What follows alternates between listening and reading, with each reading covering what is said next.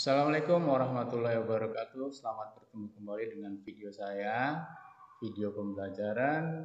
Kali ini kita akan belajar IPA dengan materi struktur dan fungsi tumbuhan. Anak-anakku, sebelum belajar marilah kita berdoa terlebih dahulu. Berdoa dimulai.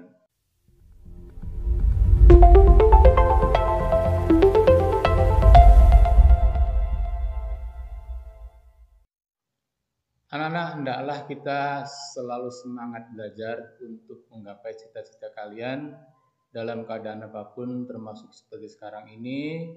Kita harus tetap semangat dan senantiasa selalu menjaga kesehatan, karena dengan sehat kita dapat melakukan pekerjaan apapun, termasuk belajar pada hari ini.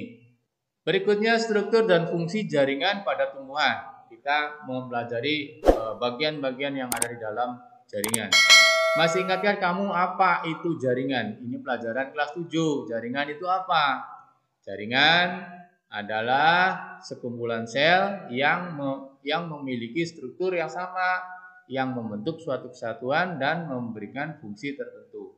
Jadi kan kita ingat waktu kelas 7, beberapa sel yang sama membentuk jaringan. Nah, ini kita mulai dengan mempelajari apa itu jaringan pada tumbuhan. Berdasarkan aktivitas pembelahan sel penyusun jaringan selama masa pertumbuhan dan perkembangannya, jaringan dibedakan menjadi satu, jaringan meristem atau jaringan embrional. Yang kedua, jaringan permanen atau jaringan dewasa. Ini berdasarkan sel penyusun dan jaringan selama masa pertumbuhan. Apa itu jaringan meristem? Nomor 1. Jaringan meristem adalah jaringan yang umumnya terdapat pada ujung batang dan ujung akar, di mana jaringan ini sel-selnya selalu membelah terus. Jadi meristem adalah jaringan yang sel-selnya selalu sedang membelah terus-menerus. Sehingga kalau terjadi di ujung batang, ujung akar, maka batangnya bertambah tinggi ujung batang di sini. Dan ujung akar di sini. Ini contoh ujung batang, dinamakan di ujung-ujung maka dinamakan dengan meristem apikal. Ya, meristem apikal yaitu meristem yang terdapat di ujung batang maupun ujung akar. Ini adalah ujung batang. Nah, ini lebih jelas nih. Ini ujung batang, berarti ini meristem apikal. Meristem berarti di sini membelah terus selnya. Karena membelah berarti bertambah panjang. Karena bertambah panjang berarti tumbuhannya bertambah tinggi. Yang di bawah, yang ini berarti adalah bagian ujung akarnya, itu ada meristem. Karena di ujung kita namakan juga meristem apikal, terdapat di ujung akar. Karena meristem itu sel-selnya membelah, berarti akarnya bertambah panjang. Sel-selnya bertambah banyak, berarti akarnya bertambah panjang. Sedangkan yang di batang, ini ada meristem juga, yaitu terdapat pada kambium. Nah, kalau ini berarti namanya meristem lateral. Akibatnya adalah batangnya bertambah besar. Nah, itu perbedaan meristem apikal dan meristem lateral. Kalau meristem apikal, batangnya bertambah tinggi, akarnya bertambah panjang. Kalau meristem lateral, batangnya bertambah lebar atau bertambah besar. Tadi meristem sekunder ya, meristem primer yaitu meristem apikal. Yang sekarang adalah meristem sekunder. Meristem sekunder berasal dari sel-sel dewasa yang berubah sifatnya menjadi meristematik. Jadi awalnya sudah dewasa, kembali lagi menjadi meristematik. Kembali aktif membelah. Contohnya adalah kambium pembuluh, kambium vaskuler dan kambium gabus atau telogen. Yang tadi disampaikan yaitu meristem lateral ya, itu adalah meristem sekunder. Kambium vaskuler merupakan lapisan sel-sel yang aktif membelah yang terletak di antara pembuluh angkut xilem dan floem. Kambium vaskuler ini banyak terdapat pada batang dan akar tumbuhan dikotil. Jadi tumbuhan dikotil batangnya besar-besar karena ada kambium vaskuler. Sedangkan tumbuhan monokotil pada umumnya tidak memiliki kambium vaskuler. Nah, ini gambarnya. Kita lihat. paling luar nih kulit yang retak-retak nih. Kita namakan dengan gabus. Sebelahnya lagi yang agak hijau warnanya. Nah, ini kambium. Namanya kambium gabus. Kambium yang dekat dengan kulit atau gabus ini. Berikutnya adalah phloem. Ya, phloem. Kita ingat phloem itu jaringan angkut ya untuk mengangkut hasil fotosintesis. Lebih dalam lagi kambium vaskuler nih yang putih. Jadi kambium, kemudian jaringan vaskuler, kambium lagi, kemudian gabus. Nah, diurutkan gambar yang sebelah kanannya dari yang paling luar yang ini gabus atau phloem, kambium gabus, phloderm, kemudian parenkim. Parenkim ini bagian yang lebih dalam. Kalau pada saat mencangkok biasanya dipotong kulit sampai dengan kambium gabusnya. Kambium yang ini yang warna hijau ya. Kambium gabus itu dihilangkan. Yang ditinggal adalah phloem sekunder saja. Nah, biasanya ini pada saat mencangkok pada cabang. Nah, kemudian karena tadi setiap tahun ada pembelahan sel. Nah, menghasilkan lingkaran-lingkaran tahun nih. Disebut lingkaran tahun. Jadi kalau sebuah batang ditebang, barangkali kalian bisa memperhatikan di bagian ini seperti lingkaran begini. Ini adalah hasil dari pembelahan jaringan meristem pada kambium yang membelah. Kalau ininya lebar, ini yang lebar, misalnya yang ini yang agak gelap, berarti dia pembelahannya sedang banyak membelah. Ada yang sempit, berarti pembelahannya sedang sedikit. Ini berarti tergantung kepada musim ya. Kalau musim hujan, dia membelahnya banyak. Kalau musim kering karena nggak ada air, berarti pembelahannya sedikit. Nah, akibatnya membentuk lingkaran-lingkaran seperti ini. Jadi ini bisa digunakan untuk mengetahui sudah berapa tahun batang ini, tumbuhan ini. Bisa dihitung dari lingkaran-lingkaran ini. Bisa jadi ini 1 tahun, 2 tahun, 3 tahun, 4 tahun terus. Seperti itulah ya. Kalian nanti bisa akan mempelajari lebih dalam lagi di sekolah lanjutan yang lebih tinggi. Berikutnya jaringan dewasa. Yang pertama tadi jaringan meristem, jaringan yang selalu membelah. Nah, yang berikutnya adalah jaringan dewasa, jaringan yang tidak membelah lagi, sudah jadi gitu ya. Jaringan dewasa atau disebut jaringan permanen sudah tidak membelah lagi. Merupakan jaringan yang bersifat non-meristematik atau tidak aktif membelah. Jaringan ini berasal dari pembelahan sel meristem primer dan sel meristem sekunder yang telah mengalami diferensiasi atau mengalami perubahan bentuk sehingga mengalami fungsi tertentu. Berdasarkan fungsinya, jaringan dewasa dibedakan menjadi 4, yaitu 1. Jaringan pelindung, 2. Jaringan dasar, 3. Jaringan penyokong, 4. Jaringan pengangkut. Pelindung, dasar, penyokong, pengangkut. Yang pertama, jaringan pelindung. Jaringan pelindung terdapat di seluruh permukaan luar tumbuhan. Namanya juga pelindung, berarti melindung bagian terluar untuk melindungi bagian dalam. Nah, itu ya, jaringan pelindung ya harus di garis depan, melindungi yang di bagian dalam. Contoh dari jaringan pelindung yaitu jaringan epidermis. Nah, epidermis biasanya bagian paling luar. Sel-sel epidermis dapat berkembang mengalami modifikasi menjadi alat pelindung tambahan. Misalnya jadi stomata di daun, jadi sisik, jadi trikoma, atau jadi rambut-rambut, atau juga jadi duri. Pokoknya bagian paling luar, nah seperti ini contoh nih, kulit paling luar epidermis. Tapi ada yang berubah fungsinya jadi stomata. Ini berubah modifikasi ya, tadi katanya adalah akibat dari modifikasi menjadi stomata. Ini menjadi sisik pada durian, ini menjadi duri pada tumbuhan bunga mawar ya ini ya. Ini jadi duri. Nah, ini pokoknya paling luar ini epidermis, tapi ini dimodifikasi menjadi duri. Yang ini juga menjadi duri trikomata namanya, duri trikomata. Nah, yang lainnya epidermis. Nah, epidermis adalah jaringan pelindung, ya karena dia melindungi mungkin ya melindungi dari gangguan, maka dia dibentuk menjadi duri supaya hewan atau lain tidak mengganggu pertumbuhannya. Seperti itu. Yang berikutnya 2B, jaringan dasar. Jaringan dasar merupakan jaringan yang hampir terdapat pada seluruh bagian tumbuhan. Jaringan dasar seringkali disebut jaringan pengisi. Contoh jaringan dasar yaitu jaringan parenkim yang berdiferensiasi menjadi umbi. Nah, kalau bagian umbi, tanaman yang kita makan umbi itu berarti terdapat di jaringan dasar atau di parenkim.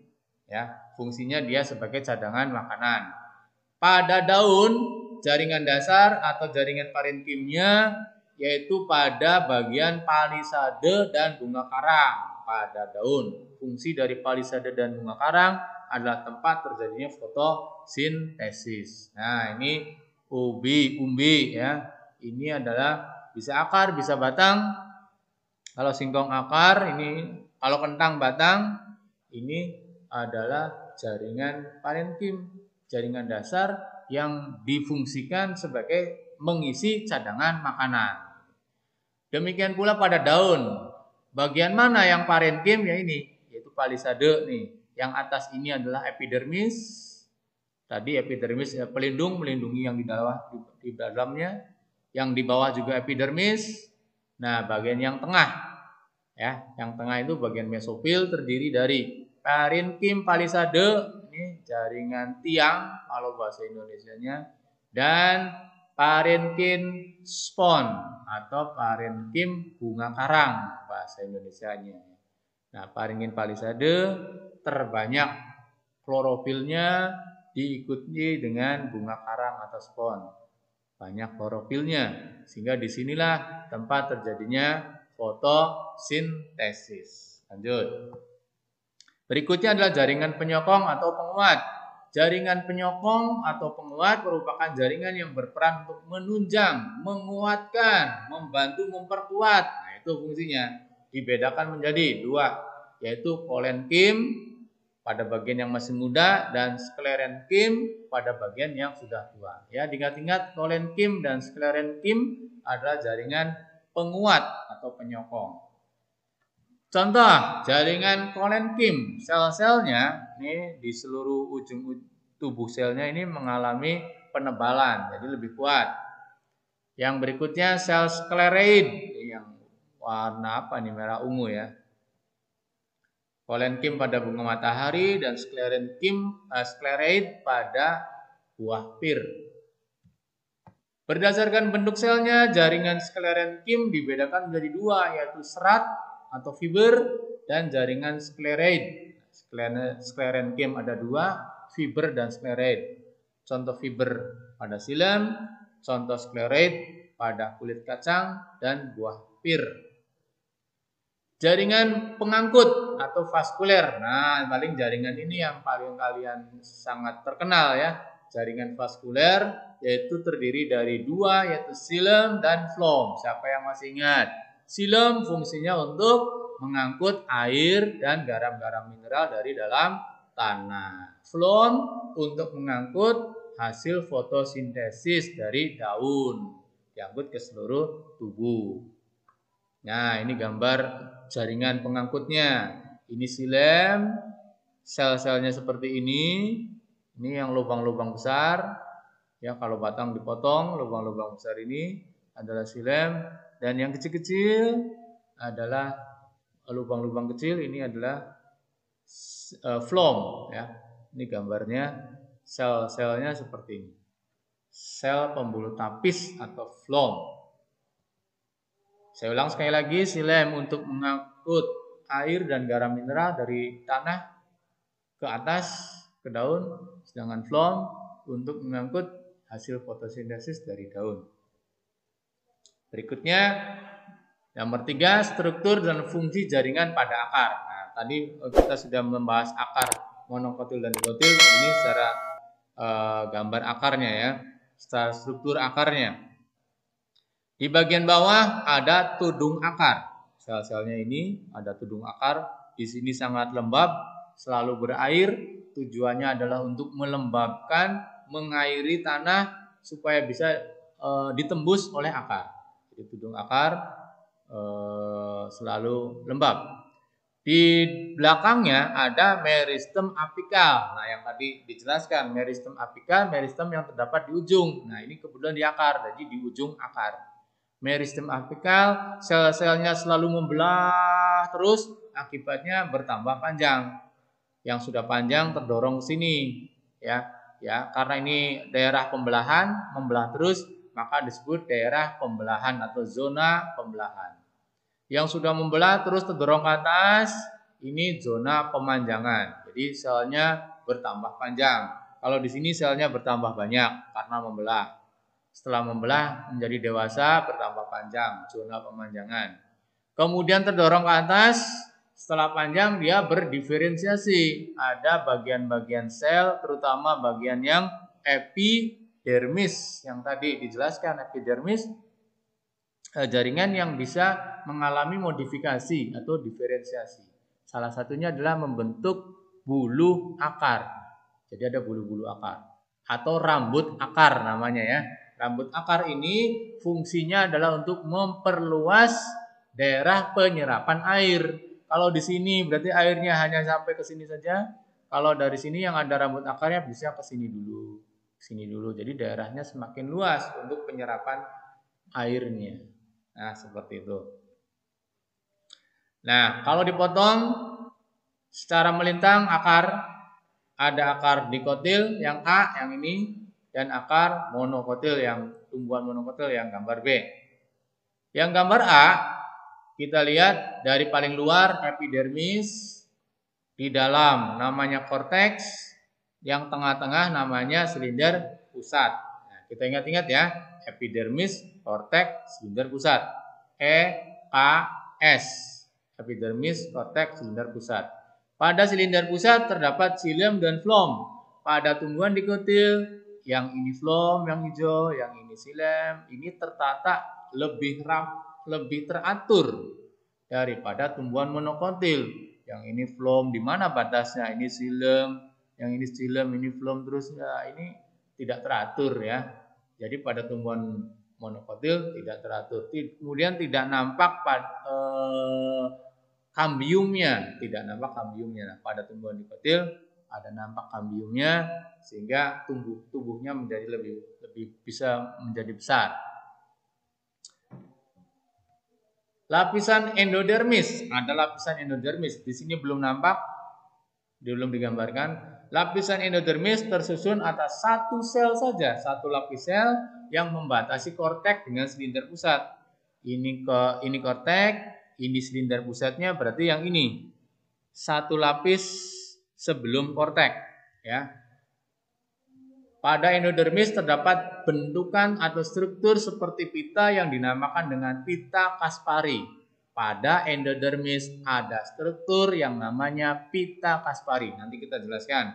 Pita Kaspari berfungsi mengatur jalannya mineral yang diserap oleh akar menuju silinder pusat. Jadi mineral apa yang dibutuhkan itu diatur oleh pita Kaspari. Yang boleh masuk apa diatur oleh pita Kaspari. Nah, ini nih. Ini korteks, kemudian endodermis. Nah, pada endodermis ini cuma satu lapisan sel. Ini satu lapisan sel ke bawah. Nah, pada bagian endodermis ini ada bagian yang menebal, yang ini nih yang agak gelap. Nah, bagian yang menebal inilah disebut dengan pita Kaspari. Bagian yang menebal ini tadi fungsinya adalah untuk mengontrol, mengatur jalannya mineral apa yang dibutuhkan bagi tumbuhan. Jadi yang tidak boleh masuk, yang boleh masuk silakan masuk, diatur oleh ini. Ada dua jalannya air dan mineral. Yang ini yang pertama nih menembus sel ya langsung, dan yang ini yang sebelah sini melewati pinggir-pinggir sel, celah-celah sel. Kemudian ketika di lapisan endodermis juga menembus dinding selnya. Jadi pada akhirnya tetap selalu menembus dinding sel. Karena kalau yang dari yang sebelah sini, ya, yang ini namanya apoplas, gerakan air dari celah-celah sel, ini antar sel, ya. Itu kalau ini harusnya ke sini, tapi nggak bisa karena ada pita Kaspari. Jadi balik lagi ke dinding sel, menembus selnya. Kalau yang ini nembus sel langsung. Ini simplas namanya. Nah, ini lebih jelas lagi. Ada warna merah muda dan warna biru. Yang warna biru simplas air atau garam mineral langsung menembus sel. Langsung menembus sel. Ini sel yang pertama, tembus lagi sel, terus menembus sel. Ini hitam yang ini berarti nomor 3 ini adalah endodermis. Selnya ditembus langsung masuk. Yang warna merah muda atau dinamakan dengan jalur rute apoplas, yang tadi biru namanya simplas, menembus selnya. Kalau apoplas celah pinggir-pinggirnya sel atau celah antar sel, ya, masuk celah antar sel. Ini merah muda, celah antar sel, terus baru di bagian endodermis tidak bisa menembus celah antar sel karena di sini ada pita Kaspari. Pada akhirnya menembus selnya lagi seperti yang warna biru, berarti simplas lagi. Jadi kalau simplas langsung menembus selnya, kalau apoplas menembus tidak menembus sel tapi celah antar sel. Seperti itu. Struktur dan fungsi jaringan pada batang. Fungsi batang, 1. Menyokong tumbuh-tumbuhan di atasnya, 2. Mengangkut air, garam mineral dan fotosintesis, 3. Menyimpan cadangan makanan. Nah, sekarang batang secara melintang dipotong. Epidermis, korteks, silinder, pusat. Di tengahnya jaringan empelur, ya. Epidermis, korteks itu parenkim. Nah, di batang ini sudah jelas ada berkas pengangkut, yaitu floem yang paling luar dan yang paling dalam adalah xilem. Di tengahnya yang ini, tengah-tengahnya ini yang melingkar adalah cambium. Ada cambium. Nah, sementara pada monokotil semakin tidak teratur, ya. Berkas pengangkutnya di sini, terus xilem dan floemnya tidak teratur melingkar seperti ini. Ini perbedaan antara batang tumbuhan monokotil dan dikotil. Dikotil ini lebih teratur, xilem floem terus melingkar. Kalau ini mengacak. Nah, pada bagian batang yang tadi lagi dijelaskan, yang ini periderm atau gabus velum. Bagian lebih dalamnya adalah cambium yang warna hijau, lebih dalam lagi floem sekunder, lebih dalam lagi cambium vaskuler. Jaringan meristem. Struktur dan fungsi jaringan pada daun. Fungsi daun mengambil dan mengeluarkan gas. 2. Mengatur transpirasi, penguapan air, juga gutasi. 3. Tempat terjadinya fotosintesis. Nah, pada bagian daun yang ini, yang paling atas adalah epidermis atas. Epidermis bagian atasnya lagi dilapisi oleh lapisan kutikula. Epidermis atas. Kemudian yang berdiri begini adalah jaringan tiang atau palisade. Kemudian bunga karang atau spon. Yang di bawahnya epidermis bawah. Di sini terjadi fotosintesis. Dan ini adalah jaringan pengangkut xilem dan floem. Di bawahnya ada stomata. Jadi pada epidermis bawah terdapat stomata, tempat masuk dan keluarnya gas, oksigen maupun karbon dioksida.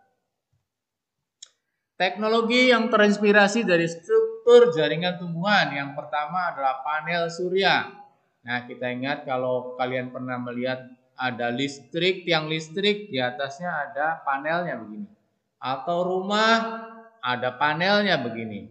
Atau kendaraan ada panelnya begini. Fungsinya adalah untuk menangkap sinar matahari. Menangkap sinar matahari itu sama seperti daun menangkap sinar matahari untuk proses fotosintesis. Nah, kalau ini menangkap sinar matahari untuk diambil energi panasnya, ya, untuk menghasilkan energi listrik. Nah, nanti ini kalau malam lampunya nyala. Panel surya adalah teknologi yang terinspirasi dari tumbuhan, dari daun. Kemudian sensor cahaya. Kalau tadi energi listriknya untuk ini juga sama.